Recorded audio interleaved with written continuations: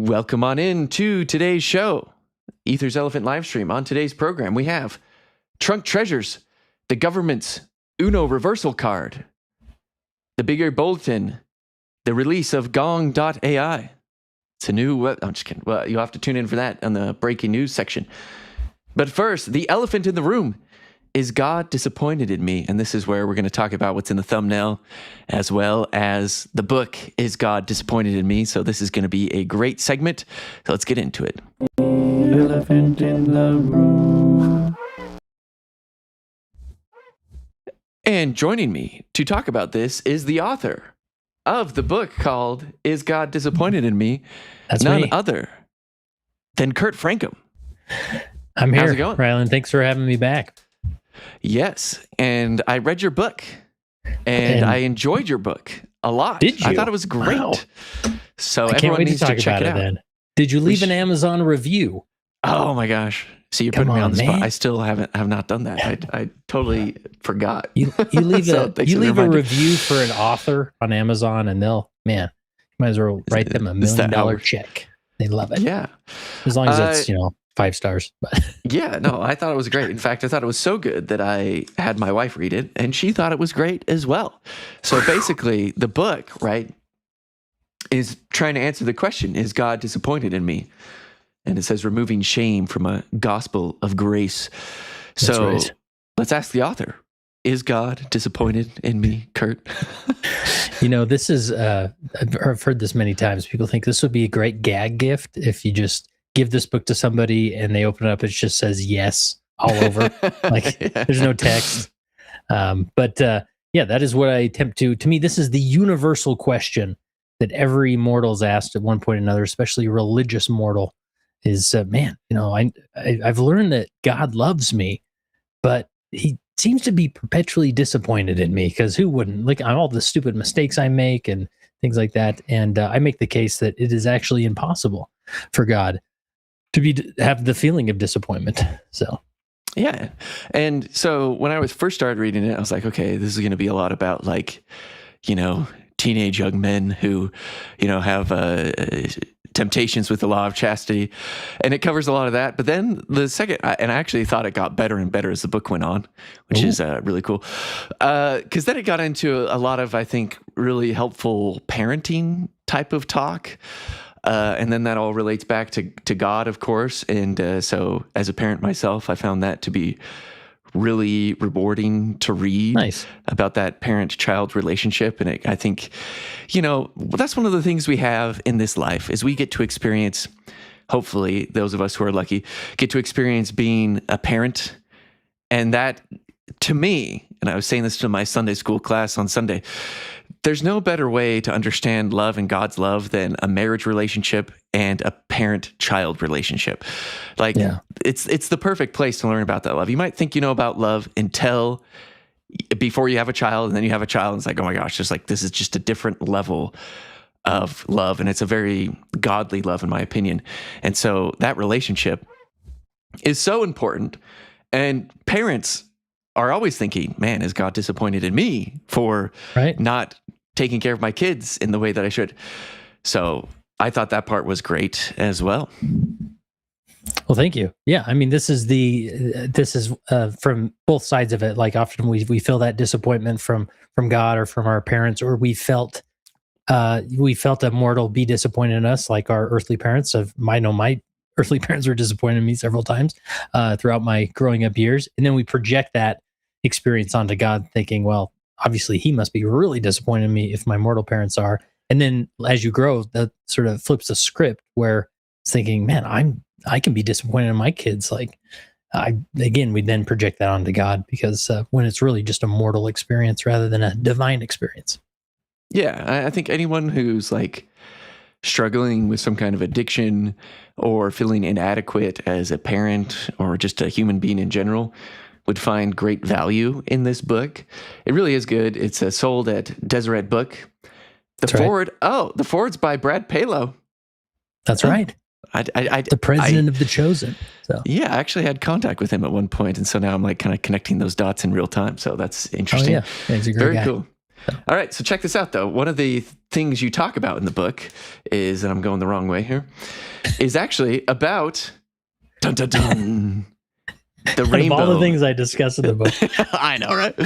No, but this is interesting because this is an interesting part of the book, and it is the month of June, right? And it was a good thumbnail to get people to click in, right? People who are watching, vote if you were invited. So you get in the mail right now an invitation that's like, hey, you're invited to our wedding, Mr. and Mr. or Miss and Miss or whatever, a gay wedding.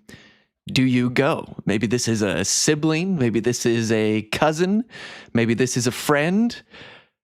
But the question is do you go? Because society, I mean, some people might think of that question as like super silly, but I know that there is like some real tension and people struggle with this question. In fact, in your book, at one point, you brought this up because if I remember, you were serving as bishop at the time? Or no? I think this was just an interaction with a friend of mine. Okay. He knew, and he had, I think, a sibling that had a same-sex marriage coming up, and he was sort of conflicted with, do I show up? And not only do I show up, but what if I'm in pictures and then these people post, and then they post the pictures on social media, and it kind of makes the round. I'm glad you're bringing that up. He was a church leader in his community, so he's sort of unsure how it would hit within the greater, community if they saw that he attended one, and so he was conflicted, so. Yeah. So right now we're sitting at 50-50. So share your opinions. I know, like, it's something that maybe you have to think about before you answer, but yes, keep voting. And this is typically, as you hear, like when this topic comes up of, because it happens so often where, the devout Latter-day Saint family doing all the things, the programs, the youth, the FSYs, the missions, the temple marriages, and then, they have a son or daughter who comes out as gay, and it can rock their world of like, now how do I reconcile this where I've led my life up to this point in sort of this black and white world, and there's always a clear decision, but now I'm conflicted. And so you often hear these platitudes, like the people say, well, you know what? You just got to love them. Just love them. Right. And when I hear that, I'm kind of like, okay, I got it. What does that mean? Right. And so, and people usually end up some on one side of the spectrum. It's like, oh, that means that you fully affirm and accept and their lifestyle, even encourage it because, for the sake of their mental health and all this. So you get that side of the spectrum. And so that's how you love them. And then on the other side is like, oh, how you love them is you tell them, repent, and you're going to burn and suffer in eternity if you go down this path, right? And so we often like to make it a very binary choice when actually it's more complex than that. I think there's a lot more middle ground that we can navigate together. Yeah. And so far, no is leading at 53%, but it's quite split. Very interesting. Now, I wanted to bring in this opinion, and we'll come back to kind of finishing your story here in a second with what you advised with the friend of yours that was asking this about attending the gay. Did you say it was a sibling? A gay sibling? Yeah, I think it was their sibling's gay wedding. Yeah. Yeah. Not my so sibling, but the sibling of the person. Yeah. Right. This is a question that not only Latter-day Saints have to deal with. Not too long ago, Ben Shapiro was asked if he would have attended a gay wedding of his friend, and he is an Orthodox Jew. And he said the following, and we'll see how that plays into kind of what you think as well. Him being a gay guy. Right, but you did say that you wouldn't go to his marriage, right? Well, I said, right, as a religious person, I can't say, I can't actively participate in something that I consider to be a sin, but I would go out to dinner with Dave and his husband anytime. Like my wife and I would do that, of course. We'd have him over to our house with his husband. You don't find any contradiction between your religious perspective and your personal perspective in that regard? That you wouldn't be there for religious reasons, but that you would be there for personal reasons? Like if it wasn't, would you go to the after party? Like if you wouldn't go to the wedding, would you go to the after party? Anything that was a celebration of same-sex marriage, no. Wow. So anything, but you didn't even go to the party? No. I mean, that's it. And that's it. What if there's a barbecue the next day? Would you consider it a tag on? All right. So Ben Shapiro, I look up to Ben Shapiro a lot. He's been a strong voice in the conservative movement, obviously part of the Daily Wire, not part of our faith, but he says like, no, I can't go to anything that is in celebration of something that he believes to be immoral. And I loved kind of the back and forth kind of joking there. It's like, what if it's a barbecue like the next day? So what are your thoughts on that? So I guess where I would disagree and delineate with Ben Shapiro, which probably you shouldn't listen to me if anybody ever says that, but is that I think a lot of this is personal. Like the wedding is a personal thing. Now, if they demanded to have the wedding in my church and make a bishop, officiate the wedding, then it becomes a religious thing. Now, as far as celebration, I don't think so. Let me ask you this: we'll and I know all things aren't equal, or whatever, but would you say that gay marriage is in our faith we would consider that an abomination? I think so. Yeah. Would we consider infant baptism an abomination? Yeah, I think so. Yeah. Would you go to your Catholic neighbor's baptism of their newborn baby? Well, me. You don't know how I answer that question, but yes, I would. Okay. Yes. Yeah, I mean, maybe that's a question that others can ask. No. Yeah, that's a good point. And I guess, you can say, well, one thing doesn't equal the other. But the reality is I would go to a Catholic neighbor's infant's baptism for personal reasons, not as a thing that I'm celebrating that. So I would disagree that showing up at a gay wedding is some form of celebration or condoning of the union per se. To me, I'm showing up for personal reasons. It's my sibling. I want them to know that things they find important, I'm willing to be in the room for, right? And so here's the thing is, I think a lot of people, that they're all, when we go to this platitude of you just got to love them, you just got to love them. And I'm like, what does that mean? And to me, you can take it to more of a binary place. To me, this is where I'm stand. They have a wedding, probably, and this is somebody I care about or consider a friend. They have a wedding, I'm probably going to go. They want to go out on a double date with their gay partner and my wife and I'll probably go. If they want to come over for dinner, I'll probably have it. If they invite me on a vacation or whatever, I'll probably go, right? Now, if life turns upside down for them and they're struggling and they're not sure how to reconcile the whatever life is throwing at them, and they come to me and they say, Kurt, what do I do? How do I find peace and get through this hard time? I will look at them and say, follow Jesus Christ and do whatever he asks you to do. And that's the answer every single time. Follow Jesus Christ and do whatever he asks you to do, right? And to me, that is the answer. The answer is always Jesus Christ, and he will always ask you to follow his commandments, and that's always the best idea. But if they don't want to do that, well, I'm not going to manipulate them in some passive way by not showing up at their wedding or making some statement. And whether my community agrees with me or not, like, that's fine. But to me, it's that they need to know that you love them, even if they never change again. And that's the paradox of grace, that God will love you just as much now if you never change, even if you kept every commandment the rest of your life. He will love you the same. And that paradox of grace orients us towards God, because we cannot compute that. We can only turn to God and say, I love you. Like, how do I become more like you? And he'll say, oh, you keep my commandments. You keep my covenants. And that's the beauty of grace, that it's such a paradox, but it will draw people unto you, unto those relationships. And I interviewed Becky Borden and Bennett Borden, who are two individuals who've both lived same-sex lifestyles, and they had their own partners. They were both married, and then they both came back to the church and they got married and sealed together. And they always go to this, that you cannot have influence without access. So yeah, you don't have to go to the wedding. You don't have to have them over to your house, but you won't have access or influence on that. And I don't mean this in a manipulative way, but they're not, when the going gets tough, they won't turn to you and ask, what do I do? Because you're not in the room. You're not there engaging with them. Interesting. Yeah, I was just thinking, I've never been to a gay wedding. I have not been invited. not yet, at least. But share your P.O. box there, Rylan. And maybe we'll get a few invitations. I have been to weddings where alcohol has been served. And, I obviously strongly disagree with the consumption of alcohol. And I actually think that's independent of the word of wisdom, as well as the word of wisdom, I think, supporting that idea, because I think it's just poison. And it was funny. I remember, they were, after the wedding ceremony, there's like a dance party and they're pouring alcohol. And one of my best friends was the one who was getting married.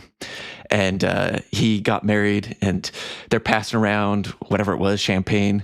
And they're like, someone tries to hand one to me and he like intervenes. No. Like Rylan, he doesn't drink. Nice. Not for him. Like, no. Like, I was like, yeah, thanks, man. Like, I don't even have to like say anything because my friend like is fully aware that he's not going to drink at all. But okay, there's a reason I want to bring this up though. Not only is it an interesting topic in your book, which again is God Disappointed in Me, is a great book. Go check it out. But the reason I wanted to talk about this is because in last General Conference, believe it or not, President Oaks actually has said something that when I've gone back to read that talk, I can't help but think, is he talking about gay marriage? Like what? Interesting.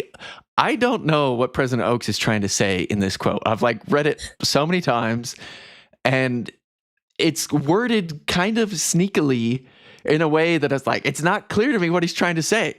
So audience, I need your help. Kurt, I need your help. All right.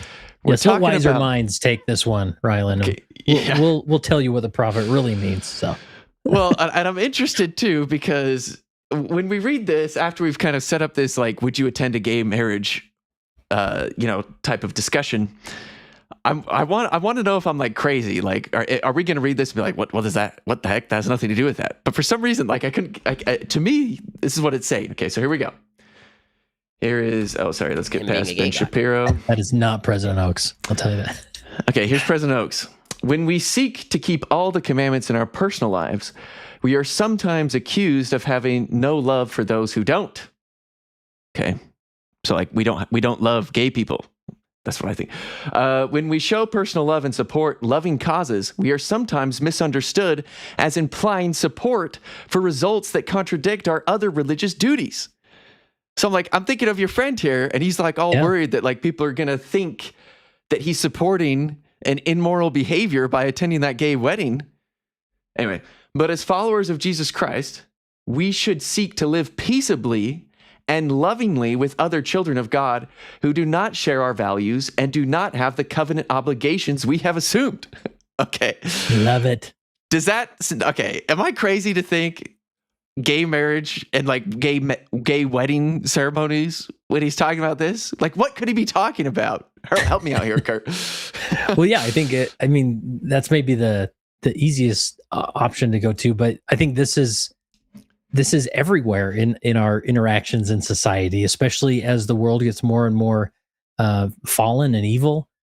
People are under the influence of the adversary on a greater degree, and so we're going to just naturally be in cultures where, what is it that we have so much that contradicts our other our religious beliefs, right? And so, how do you live in that world? Do we get a compound and move out to a remote city and just seclude ourselves from the world, or do we have to figure out how to engage in that world, keep our covenants, but also make connections and relationships and love people, right?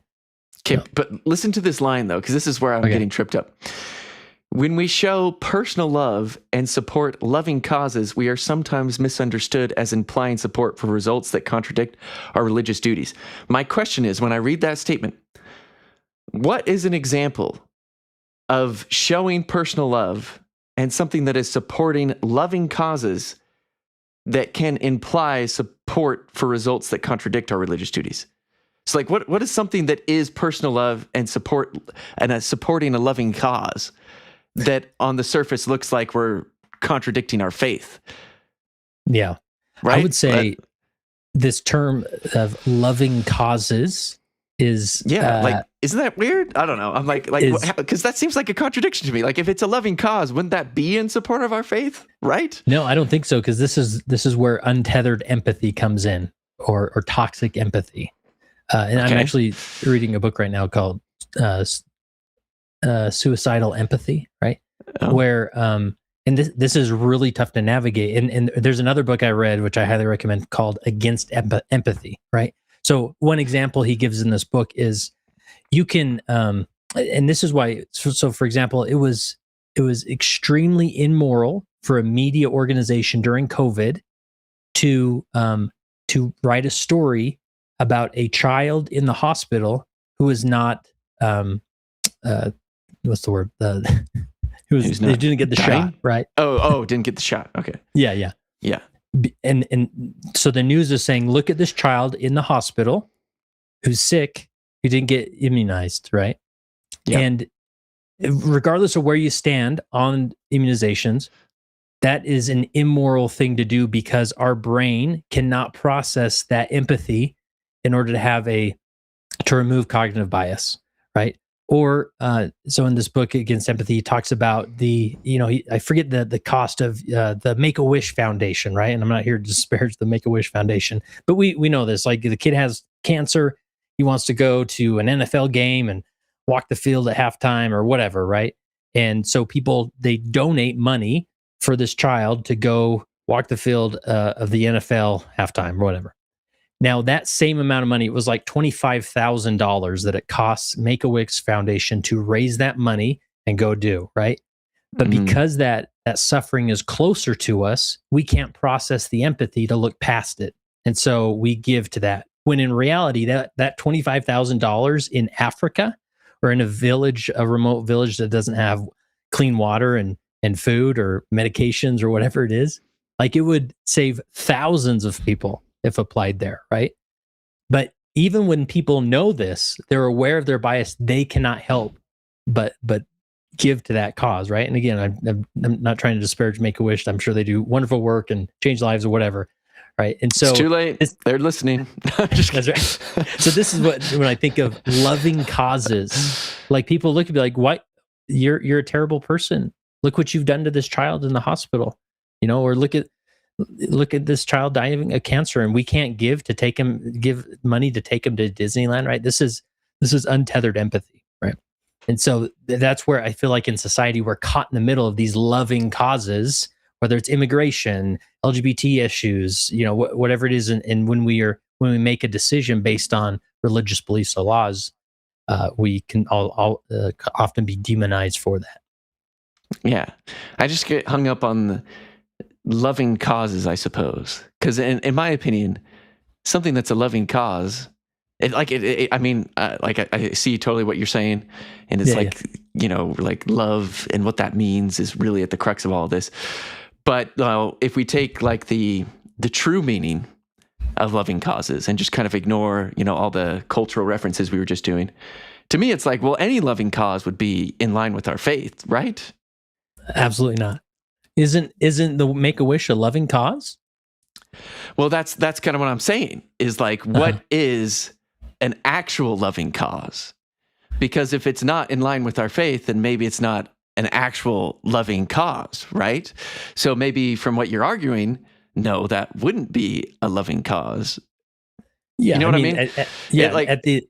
If you go through the processing of it, and you're saying, actually, by moving forward with option A, which, whatever it is, you're actually holding back or causing greater suffering in option B, right? Yeah, and so the more loving cause would be to do the other option, right? So, yeah, right. I don't know. I guess if you put it like that, where like it could be a loving cause, but there could be something that's even more loving. But then, anyway, it's kind of one of these quotes, in my opinion, that I could sit there and kind of like think about deeply for a long time. I'm like, what does this mean? Like, how can I possibly? To me, you can feel like President Oaks was like, there's a lot of intention in that paragraph. Like, he spent time with that. Oh, I think he did. I think he spent a lot of time. And I hope that there wasn't any like, oh, we need to like filter down what you're saying to like make it not be offensive to people. I hope there wasn't like any of like that going on. And that's why we're kind of left with this, in my opinion, ambiguity of like, just like what, give us an example, man. Like, but no, like, or maybe he did it on purpose so we can each think of like the example in our own lives. So maybe it means something that when I read this, maybe it's because I had just read your book a few months prior. I was like, oh my gosh, like he's telling us that if we're invited to a gay wedding, that we should go because we shouldn't be worried about, implying support for results that contradict our other religious duties. We should just be worried about, we shouldn't care about being misunderstood. We should just try and be followers of Christ. We should seek to live peaceably and lovingly. Right. So he's kind of, I don't know. Yeah. And to me, that peaceably and lovingly is you show up to the wedding, you don't make a fuss about it. You eat the eclair and, give hugs, and you can even say congratulations, and then keep that relationship intact, because down the road, you need access to them when they are looking for sincere answers. Interesting. Well, we are officially at a 50-50 split. Ooh. In the chat. We need a tiebreaker. So, yeah, well, I actually already voted, I think, but I kind of, to be honest, I go a little bit back and forth on this because, I have a little bit of the Ben Shapiro personality in me, and right. I get what he's saying. Yeah, and here's the thing, like, I always want to be clear, and sometimes this is something, as I think back in my book, something to be more clear about, and I think I was in several points, but this isn't some laissez-faire approach to the gospel, or, sin ain't that bad, right? Like, sin will destroy you. Like, right. You can't be more clear than that. You trust in sin, however God defines it, it will destroy you. And so, be very intentional what you're doing and turn to Jesus Christ and do whatever he says. But if this is how you interpret the world and this is what you're doing, like, yeah, I'll be there. So. Yeah. I mean, like, we all are making mistakes all the time, every day. And sometimes we even do it on purpose, maybe even oftentimes, right? So my answer to this question is yes, I think at this point I would go. But it's kind of a situational thing of like, how well do I know these people? Like if it's like some like third cousin that I've like never met, I'm like, okay, like, and to Kiori's point in the chat, like, I don't really like weddings, like, regardless. Who wants to go to a wedding anyways? So yeah. If it's someone that, it's not that I'm like afraid to offend someone, but it's like, I think it can be clear that I don't support the morality of that type of relationship as the ideal relationship, but like I said, people are failing to live up to the ideal all the time, including myself. Yeah. So, I don't want to like have that be the reason. Like again, like I went to a wedding knowing they were going to serve alcohol at one point, and like, so shouldn't the same apply there? Because I also think that is immoral and bad to do to your body. You can argue there are kind of different levels of morality, I suppose, but it's a similar type of concept. There's stories of, Mitt Romney would have gatherings at his house, in his Massachusetts days. And not only would there be drinking there, he would provide the wine, even though he wasn't partaking of himself. Yeah. When he wasn't abusing his dog on the top of the roof of his car. That's right. Driving to, he can't win no matter what, because it's like, how dare you? How dare you serve alcohol? Going back to that story that I tell in the book is I said the way I responded to my friend is he's like, my siblings getting married, a same-sex wedding. I should I go? I'm worried I'll show up in pictures and it would be passed around online. And I said, not only should you go, but you should be the one that posts the picture. This is my brother. This is my sister, whoever. They got married. I love them. And that's it. Now, if people judge you like, oh, you shouldn't have done that, right? Like, you're not the one getting married to a same-sex partner. This is how you're showing up. And so I think that love and acceptance will maintain that relationship so that they have influence and access down the road. All right. The poll is officially ending at a 50-50. Yeah, 50-50. So thank you, everyone, for voting. Got to call the vice president so he can break the... I think we know how he would vote, but anyways. Yeah, I mean, this is it's it's not an easy topic, and I want to be sensitive to that. Yeah. And I'm still kind of exploring my own thoughts with it, to be honest. And I thought your book was, I mean, that's a very small part of your book, by the way. It's not like that's the whole book. You just mentioned that one story when it comes to this question, is God disappointed in me? So Can I ask you a question related to the book? yeah. And I'm curious how, this is probably the most controversial thing I say in the book, which is I argue that God does not have expectations in us. What do you think of that argument? Do you remember it? Well, I'm trying to think. I mean, isn't that kind of like one of the bigger theses in the book? Yep. Theses, is that the right word? Yeah. Like, look, I mean, because you make kind of multiple points, and that's one of the bigger themes, right? Is that he doesn't have like. I think you make a compelling case. I'm trying to like remember if I had any. So the premise is that disappointment. There has to be an expectation set in order for disappointment to result, right? So as mortals, we sort of have expectations in our children, hoping that they'll go on a mission, get married in the temple, go to college or whatever it is. And then when they don't meet that expectation, the natural response of that is disappointment. So if God can feel disappointment, he also has to have expectations. Now, people hear that and they think, well, Kurt, of course he has expectation. What do you call all the commandments? I'm saying the commandments were all effort and works were fulfilled through Jesus Christ. Like he did everything enough and more for us to return to our Father in heaven. The reason he gives us commandments and covenants is so that we can develop and progress and become more like him, right?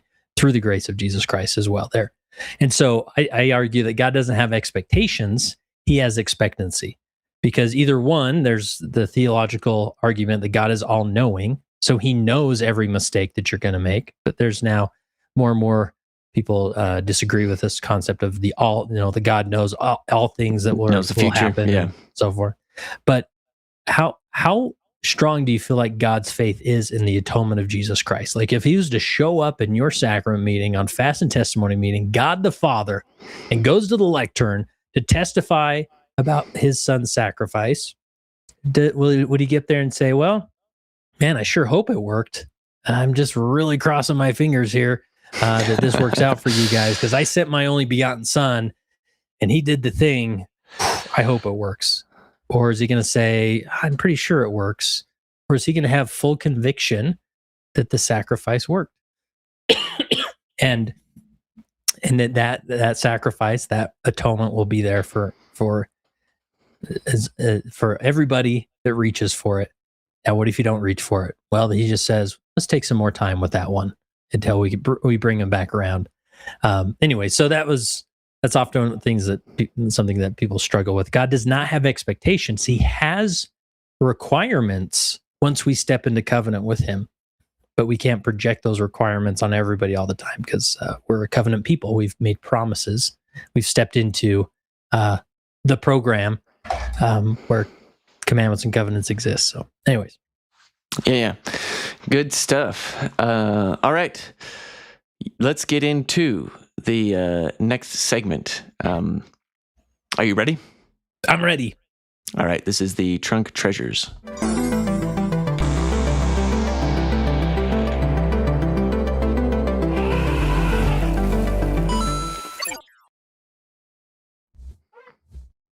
Yeah, and of course, everyone check out the book if you want more. I don't think I disagreed with anything you said there. So yeah, it's a good, interesting perspective. So yeah. All right. Yeah, just think it's kind of deep, and like the book does a good job of explaining it. But like, this idea that just kind of changing the mindset of expectations, because God really is the perfect parent. I think the best way to describe it. But anyway, we have right here, Mormon News Roundup. Are you familiar with this dude, Kurt? I'm afraid if I say yes, I'll show up on one of his videos. But well, that's too darn bad, because I don't know if he knows I've been doing this, but look, I have decided to declare war on him. Okay, in the sense of we want to beat him in subscribers. So everyone, please hit the subscribe button if you haven't, because this dude, look at his latest video. This is just like, come on, man. This is the type of stuff he's putting out. taking Tad Callister to the woodshed, and he has this like stupid AI thumbnail where he's like pretending like he's spanking some old man. R.I.P. Tad Callister. So like, come on, people, we can pass him in subs by the end of the summer. That's the goal. Do you see this? He's the purple line. We are the blue line. Has a graph, of course. Yeah. And see how this gap is starting to shrink. I think by the end of the summer we can pass him. No more of his AI slop. And by the way, he's putting out so many videos that I can't keep up with how many videos he's putting out. So we need everything we can.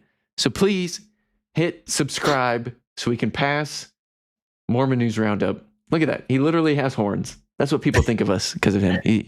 Now, in your defense, he has been at this a lot longer than you. So that's true. But we need to catch him. How much better would the world be if Ether Sullivan had more subscribers, right? Than sticking Mormon News Roundup. Fully endorse that. All right. The purpose of this channel is to elevate members of the church by building bridges of understanding through fun and informative content, and to help honest actors to take the church seriously by exposing the limitations of critics and correcting misconceptions. So with that, I want to thank new members that have joined since last time. To the Mammoth tier, we got the Diener Man. The Diener Man. Yeah. Awesome. And Rex Ravstein 2626. Thank you for being part of the herd, for joining the herd. And let me shout out a few different members. This is the member highlight I like to do. So I do 2 Mammoth members and 1 Pachyderm. We've got Emily Wilson, 9632 on the Pachyderm. And on the Mammoth side, we have Brooke Sabin. I like saying that name. And Samuel St. Laurent. Who is, I think, formerly Through the Mist. I think they changed their name now to LD Scooby or something. There's some kind of collaboration going on there. So thank you all for being members.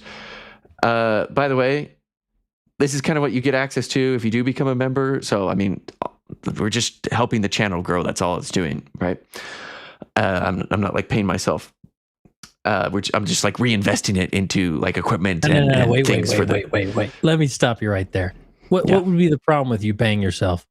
I don't think there necessarily is a problem with me paying myself. I'm just reinvesting it into the channel. That's what I do. We appreciate, but I also there will be a point where you should pay yourself. So just I don't think we'll ever get to that point, but maybe. You're on a rocket ship. Okay, but check this out. I'm also not trying to like hide anything either, because what happens is I have a lot of stuff that doesn't make it past the cutting room floor. And I also have like some behind the scenes. So like you see like these uncut discussions where like you see these discussions in videos that I use, but there's like certain parts of the discussion I cut out, questions that I thought, okay, like this isn't telling the story I want to tell. There's some videos like this one where I made it completely, and at the last second I decided that this maybe isn't worth, a full public viewing. It's a parody on every before swine. That's right. Yeah, I still might release it at some point, but it's one of those where I'm like, members only for now. Anyway, so that's kind of like what you get in return for basically donating to the channel. Yeah, and as of right now, I am just reinvesting that. There's a lot of like equipment and things that I still need, and software and stuff to help with, and different collaborations that all helps too. Anyway, Latter Day Level Up said, well, membership in this channel is totally worth it. So heck yes. Thank you, Latter Day Level Up, for saying that on one of the member-only videos. And I wanted to show this because here's another example of a video I made from start to finish, and then last second was like, I'm not going to release this to the public because I just didn't think it fit the channel mission. So I'm going to show the intro to it real quick for kicks and giggles, just because, I spent a lot of time on this video. And it does kind of suck to like there's like one other video that I like didn't quite get to the finish line, and so I released it as like an unfinished video. And they're kind of good stuff. It's just, anyway, if you're a content creator as well, I think it's kind of fun to see this behind the scenes. Anyway, Here's this one. I'm curious what you think of this, Kurt. AI is great at writing, but is it good enough to imitate the translation used for the Book of Mormon? In this video, the rules are simple. I asked my wife to use AI to generate fake scripture verses from the Book of Mormon and mix them with real ones. To make it even more difficult, I told her to choose very obscure, lesser-known verses. And I better be on my A game, because if I don't get at least 7 out of 10 correct, I have to make my wife her favorite dessert. And I don't want to do that, because if anyone belongs in the kitchen, it's her. All right. That's good. It's funny. Okay, it's funny. Yeah, it's kind of a funny episode and I don't want to spoil what ends up happening, so you're gonna have to, I guess, become a member to find out. But yeah, It's I took quite on the the challenge tease. of like trying to figure out if these scriptures my wife invented with AI, had AI invent, were actually from the Book of Mormon or not. So, but all right. AI, what we have on this segment. Oh, and by the way, these are the different tiers you can do. Oh, how'd these get in here? Oh, Yeah, there they are. I know, right? Yeah, I'm selling it pretty hard because I have a goal this month to get 10 more members. That's like the goal that I think is going to help the channel a lot. It's the month of June, Pride Month, right? So we got to become a member of either side. I don't know what connection I'm trying to make here. But this is just how you become a member. I suggest if you're on an iPhone to join not on an iPhone, on like a computer, because iPhones have like a little premium price that YouTube tells me about, and I noticed. So I have an iPhone, and if I try and like sign up to my own channel, it's like a little bit more expensive, but either way. All right. So I'm sure you've heard about this, Kurt, because it's all yes. over. The government saying that the church was left out. So Mike Lee says, can anyone tell me why the Church of Jesus Christ of Latter-day Saints was left out of the list of of Christian churches, not Catholic? And obviously the news was, and I said it was the Uno reverse card that they played, is that they reversed back and actually redid the whole list, and now there's no like Christian before the different denominations and stuff. But before that happened, there were some interesting responses. So this is Dan McClellan, who just said, LOL. So Kurt, why do you think Dan McClellan is saying LOL to this screenshot he took of Mike Lee? I'm not sure why Dan McClellan says most of the stuff, because he's smarter than me. That's why he says most of the stuff he does. And he's not smarter than you. He's more educated, perhaps, because he's got his, PhD in whatever from Elixir University. And he's a massage therapist, which formerly, he got his. Yes, can you imagine going to a massage spa, and Dan walks in, you're like, hey, you're the Bible guy. Okay, what would it take? Let's put this on someone's bingo card. Could I possibly? What would it take for me to get a massage from Dan McClellan? Hey, if it would get you the interview you've been gunning for, you'd maybe consider it, right? That's true, and he says he's going to come on at some point. We'll see. Nice. He released a video. I'm not helping myself either, by the way. He's not helping either, though. I don't know if you saw, he made this video debunking this like clipped video of me on Ward Radio. So it's like a clip of a clip. I'm like, I was a little too salty about that, but I'm over it. It's fine. I'm like, come on, Dan. Nice. Anyway, he did make a video that was like, oh, like this is what happens when the Mormon right wing gets into bed with fascism. Because then you find out that the white nationalists hate you or whatever. So I think that's why he's LOLing, because he's a Democrat that ran for office a few times, and so I really don't think he likes Mike Lee at all. So neither does our friend Jim Bennett, by the way. Here's a little social media Easter egg. I don't know if it's still there. It's been a year or two since I've looked. If you go to Dan, and he'll probably, as if he's going to hear this, but if you go to Dan McClellan's personal Facebook page, scroll all the way to the end, or like to the beginning of his post, and he is going after Jacob John Hansen. DeLynn. No, John DeLynn. He hated John DeLynn. He is like Jacob Hansen back in the day. Yes, he is like Jacob Hansen, right? And I'm like, I'm just kidding. why is nobody picking How up do you on know this though? Because I don't know what, you as we do on Facebook, when you Facebook stalk people. I went to his account once and I just like scrolled to the very end, like, let's see what a younger Dan McClellan looks like. And suddenly he's like, just all these posts like going after John DeLynn, how he's awful and evil. And little did he know that he would be featured on his podcast. Yeah, and be like loving up on John DeLynn the entire episode. Yeah, yes. The entire 4 hours. Or no, they did how many more than that? It's multiple hours. Michael Knowles said, it does seem that the Latter-day Saints are being unfairly singled out here. If the essential criterion for Christianity is Trinitarian theology, why do the Jehovah's Witnesses, Christian Scientists, Oneness, Pentecostals, and even Quakers in some instances get a pass here? So what were your thoughts when you first saw this news about the list? So there's a few dynamics happening here. One, I'll say, I was a big fan of, did you ever listen to Scott Adams? He recently passed of cancer a few months ago. He's the Dilbert cartoonist.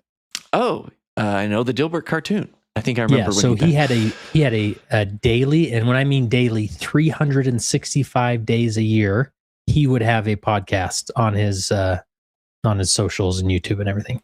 And I loved it. I mean, he had a remarkable way of thinking and putting things into context, all those things. And he had a few principles. One of them was the Dilbert principle, where we often see organizations or governments do things and we ascribe it to like, oh, there must have been a lot of thought that went behind this. Like even Michael Knowles says like they were singled out, unfairly singled out. Like obviously this is happening, as if we thinking there's some process here. Now, I guarantee you what happened, because I think if I understood it right, they had like thousands of classifications for religions in the military, right? And they just wanted like, let's get it down to the most basic, and just from an administrative thing, let's just get it down to the basics and move on, so there's not so much confusion, right? So there was probably some intern of an intern of an intern that was tasked to taking this and putting it into a list, and they just sort of did it. And okay, it's Christian. What about the Church of Jesus Christ? Like, are they Christian? I don't know. Like, and they just left it off, and that's sort of the list. I guarantee you, Pete Hegseth had no clue how this list was put together or how it was processed. It just sort of caught wind on X. And even there's a video. Did you see the video of Glenn Beck, who talked to the president directly about it? Did not. Did he's like, what did he say? Did he say you? So I'll have to find the video for you so you can share it. But so Glenn Beck, for whatever reason, the president called him on another issue. So him and the president are quite close, from what I understand. As close as talk how show. The turntables have. Right. Okay. And I'm saying that wrong on purpose, by the way. But yeah, because he used to Michael not Scott, like it. right? Exactly. Yes. Thank you. So the president called him on something, and so Glenn Beck brings this up and says, "Hey, President, have you seen this list?" And all the things, explained it to him. And the president said, I haven't even heard of this. Like, what is happening, right? You can imagine with all the things the president's thinking about. There's kind of a war going on, which is probably way more important. And so I guarantee you, even Pete Hegseth, the Secretary of Department of Defense or War or whatever, I guarantee you he had no clue about it. This list just got published and it's out there. And then the other concept that Scott Adams talks about is picking up free money off the table. So Mike Lee, is Mike Lee like silly for doing this? No, he's a politician.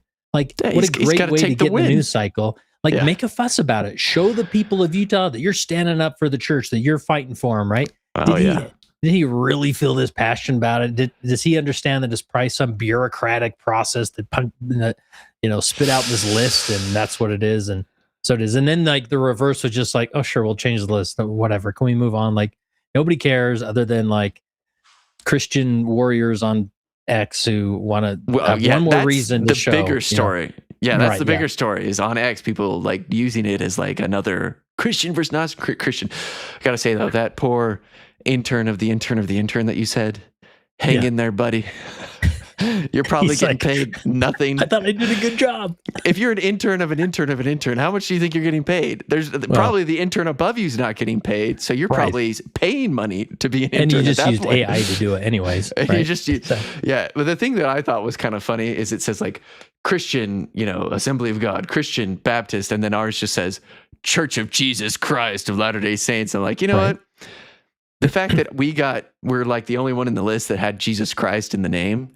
I think maybe we weren't the only, but like just so prominent. It's like, we don't need the label Christian when we got Jesus Christ in the name. Yeah. But so anyway, can I make another point here? This is something that we really have to reconcile as a faith community. And I've processed this a lot with Pastor Jeff, who's a good friend of mine. He does the Hello Saints channel. We'll get him on Ether's Elephant at some point. We'll try. I need to get in contact with him. Anyways, but here we are. Like, we spend so much time for PR reasons to sort of have a seat at the Christian lunch table. Like, hey guys, like, we believe in Christ, you believe in Christ, like, we're the same, yo. But you go back to the beginning of the Restoration. Joseph Smith did not go through what he went through in order to restore a denomination. He was restoring the church. We've got to own it, right? And so to me, this is simply an opportunity not to cry foul, like, oh, no, we're Christians. We believe in Jesus, and you're mean for saying we're not Christians, like, make a fuss about it. And I think that was it on Word Radio. I heard that they talk about this. This is main character energy or hero energy, whatever. Right? Like, we are not just a Christian denomination. We are the Restored Church of Jesus Christ of Latter-day Saints, and so we got to own it. We are our own category because that's what God restored. So to me, I'm like, let's just own it, move forward, and say, great. You can classify us any way we want, and we believe in Jesus Christ because he's right there in our name. Yeah. No, I think it does help that he's right there in the name. I mean, I'm kind of a little bit more on the I want to be called Christian. Yeah. I mean, I don't never want somebody to be confused to think, oh, I don't believe in Christ. So that is a quick and that's way the problem. Like, it's not so much that we don't care, because I think the mainstream Christians think that we want them to tell us that we're not going to hell or something, or we want them to say, yeah, you're part of the club. I don't think any of us care about being part of the club. Right. But the problem is when they pretend, and when people take that label and suppose that we don't believe in Jesus, because that's where I think it gets kind of like offensive. It's like, no, we absolutely believe in Jesus. Do we believe in the Trinity? No. Do you still think we're going to hell? Sure. We're not like desperate for you to tell us we're not going to hell. Like, I don't think we care. That's our business. We don't care about we'll the worry club. About that. I think that's what they think we care about. I think that's what they think. I don't know. But at least all these people online, like, oh, you guys won't be Christians. You're definitely going to hell. It's like, hey, fine. You can say we're going to hell. But if Christian means believing in Jesus, then stop saying we don't believe in Jesus, because we absolutely do. Anyway. But I can get behind that. Like, yeah, it's definitely not like about like being involved in the club. Like, we're never going to accept their baptism, and we don't expect them to accept ours. Right. So that's not what we want. That's not our goal. We never want that as a goal, because it's part of our theology. Priesthood is super important. Unfortunately, though, you have people like Pastor Mark Driscoll, who also, just like Mike Lee is trying to take an advantage of this situation politically. Pastor Mark Driscoll is trying to take of this situation religiously. Unfortunately, the senator blocked me, so he won't be able to see my answer to his question, but it's because Mormonism is not Christianity, and Mormons are not members of a Christian church. Fantastic revision by Pete Hegseth, but we do need to relocate the JWs as well. So, of course, he had to take, that opportunity. And it's also those, like, they can't gatekeep the word Christian, right? That's also like a thing that's like, why do you guys get to decide? Why does some creed from hundreds of years ago get to decide what is a Christian? Anyway. Right. Yeah. Very true. And so here was the news. I'm going to use Jasmine Rapley here to kind of break the news of when it got changed. So let's take a look at this real quick. This is probably the best outcome that could have happened after the huge backlash over the Department of War's list of religions. We'll talk about when that. The Department of War released a new simplified list of religious affiliation codes for use in the military, it would appear that the Church of Jesus Christ of Latter-day Saints was not labeled as Christian as other Christian religions were. I don't see any others that say Jesus Christ. I saw one Christ. The Department of War responded by updating the list and removing the label Christian altogether. In their statement on Twitter, they said that they updated the codes because the Pentagon's job is not to adjudicate theological debates, but instead to ensure sincerely held faith is respected and encouraged in our ranks. This is probably the...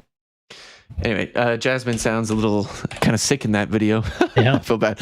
A little under the weather. But yeah, was it great news? I don't know. But like now when you look at the list, it's like, which church is the most Christian? I mean, there is Christian non-denominational. But again, we don't really care about the label Christian. We care about the belief in Jesus Christ. Which one's the most Jesus Christ on that list? Oh, how about the Church of Jesus Christ of Latter-day Saints? Yeah, you give that list to like aliens and say, all right, pinpoint who are the ones that believe in Christ. And it's pretty clear. So Yeah. So I love that. Yeah. And I actually think it was kind of clear even when they put the like Christian dash at the front. Though, yeah, I do lean on the side of let's be called Christian. So yeah, it's still going on. There's been articles still being written about this because the online discussion has been so like Mormons aren't Christians, and it continues to be like that. And I find it kind of sad because it's like, come on, people, like, don't you have something better to do? Like, how about we change the vocabulary to say Mormons aren't Trinitarians, because that makes way more sense. But Christian is just like belief in Christ. To me, it really doesn't have anything to do with the Trinity. But I guess anyway, we can go back and forth in circles about that definition. But yeah, what do you think? Well, I think like in order for a shift to happen, like it's not us arguing more or proving more, making by their fruits you shall know, it's to me, it's more centered in their theological belief of hell and who's going to hell. Right. Yep. And the fact that they need a term, a classification to essentially communicate these people are not going to hell. Like, and so it can't help but kind of get in this loop of no, you're not Christian, because we need a way to articulate who's saved by Christ, I thought Jesus was the only judge though here, right? Obviously not. The Mark Driscoll, he is he's up there. So yeah, there we go. All right, let's get into the last segment. This is the breaking news of the week. This is the Big Ears Bulletin. The Big Ears Bulletin. Run.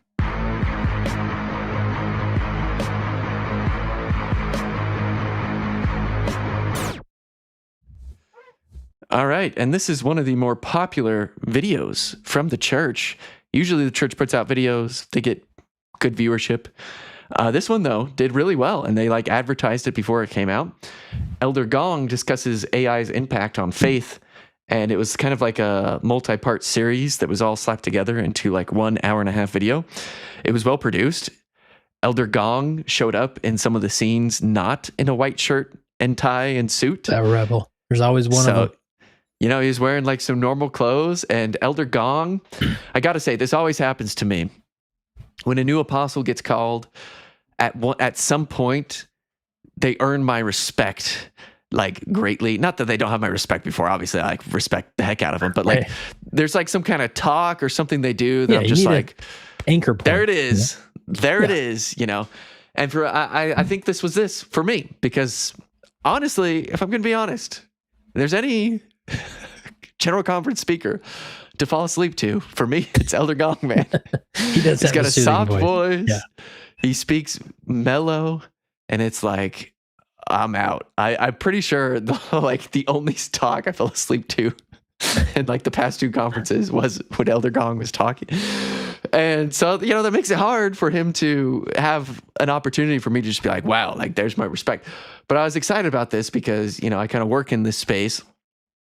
And I mean, honestly, does anyone not work in the space of AI at this point? Because it's impacting everywhere, but in data science, it's definitely a huge part of that. Yeah, I bet. And I loved it. I thought it was great. I listened to it. He's a smart guy. He talks about, being kind of ethical with AI. I really loved that he emphasizes that AI can be a very good tool to use, and that AI can help find answers to certain things, but what it can never tell you is your worth. He hit that over and over. And that only spiritual answers can come from deity and God. And, I think he's warning, I think a lot of what he's saying is quite prophetic, because I think a lot of this applies to the generation that is going to be growing up with AI. Right now, a lot of us experienced social life, experienced searching things on the internet and actually doing our homework. And now there's this great temptation to use AI and to think for us, as opposed to thinking ourselves and using AI as a tool. And, sometimes when I'm coding things, I purposely will not use any AI just to be stubborn and like have my brain Make it authentic. yeah, like just, because like it does, the benefits of AI is it reduces the cognitive load for a number of tasks and helps automate certain things. Yeah. The problem is that can replace some of our thinking. They say like certain, like people got worse at arithmetic when calculators came out. We're going to start getting worse at knowing facts and stuff because your brain doesn't need to memorize anything if it can just look it up, and that's just kind of how it works. And over time, we're going to adapt as people to that. And he kind of lays out not only kind of an ethical and healthy framework to use AI, which again, I think it's great that he's not saying like avoid AI, but a healthy framework to use AI and also make sure that we're not replacing it with God, right? So the question is, I saw this other video, and I want to get your thoughts here in a second. I saw this other video that came up on my feed recently from some Christian creators that was like basically chastising the viewer for not putting God first in their life. And I was like, dang, this is a good video. It kind of made me rethink some things because like they like in the video, they kind of ask a bunch of questions. And they're like, okay, like, look, what are you doing first thing in the morning? Are you checking your phone or are you getting on your knees? Yeah. Are you thinking about God when you have a question, or are you going to like AI to ask that question? Are you like, are you thinking about money and like fame and fortune, or are you trying to please God first? Because in reality, what God promises us in the scriptures is seek first his kingdom and then the riches will be added upon you. Right. And I think a lot of that also kind of played into what Elder Gong's saying here. Like seek God first. And like AI, he says like you shouldn't use AI you shouldn't use it and pretend it's your own work. You shouldn't use it and use it for like Sunday school lessons. You can use it to supplement things. I think like people understand the difference between abusing the use of AI and actually like using it as a tool. Anyway, he also talks about, different considerations about the environment and all the electricity that is needed to power these AI, and just, it's good stuff. He's a great, smart guy. I learned about his dad, who was a researcher. He talks about kind of his upbringing was very academic with his dad, and like his three names, Garrett W. Gong, I think Walter, whatever. Each one is like from a different, like Gong is Chinese. Mm-hmm. One of them is I can't remember, like European, and one of them is something else. So it's kind of American, right? Yeah, something. Yeah. Anyway, all right, that was a lot of me talking. But what are your thoughts on all this, Kurt? Yeah, to be honest, I need to still watch that video, so I haven't watched it. But there is, I do wonder, and I don't know if it was on the last time I was on that I mentioned this, but there is this sort of, like we give encouragement. And I love this focus. I think these are grounded principles of like, look to God and put him at the center and these things. That's more of a principle I can work with rather than like, make sure you don't use it to fabricate real work or whatever. Cause to me, we're like, AI is just sort of that stumbling infant in its development, where it's going to grow by leaps and bounds to a degree that we'll be like, oh, we're not even worried about, doing, fabricating work with it. It's consumed us, and we almost can't look past it because it's so all consuming, right? And even, Elon Musk talks about that we're going to get to a point that AI takes over so much work that we're just going to have to need a basic standard income, right? That we'll have, everybody will be wealthy because it's just so efficient and all these things, right? Like, I do wonder, this will be an interesting go just to see what God does with it all, right? Like, how does he keep his covenant people centered and keep drawing people unto him? And maybe it will, to me, I could see it kind of create a groundswell of interest in God or even in our church of like, I just want something that's real.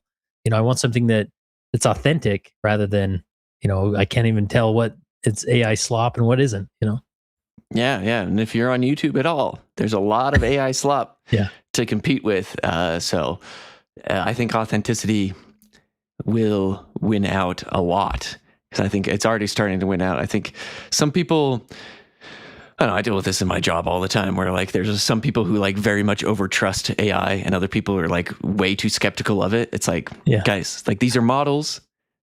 All models are wrong. Some are useful. That applies to AI. Like, it can be very useful in a lot of circumstances. And that's exactly, I think, what Elder Gong is saying. So, all right.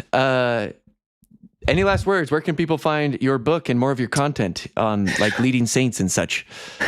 Yeah. So, obviously you can get the book. It's available at Desert Book or Amazon. Of course, I don't know if that's where I buy all the things I read is on Amazon. It's on Kindle. It's on Audible. So if you're an audiobook guy, I read every word of it. And so you can check it out there. I love any feedback you have, leave reviews, all the things. But then my main gig is at Leading Saints and Zion Lab, or our online community of leaders, church leaders, and Zion builders. So you can go to leadingsaints.org and follow us there. And of course, we're on YouTube and the podcast feeds and all the things. So, all righty. Well, that is Kurt Francom. This is the Ether's Elephant live stream, and thank you so much. We'll catch you in the next one.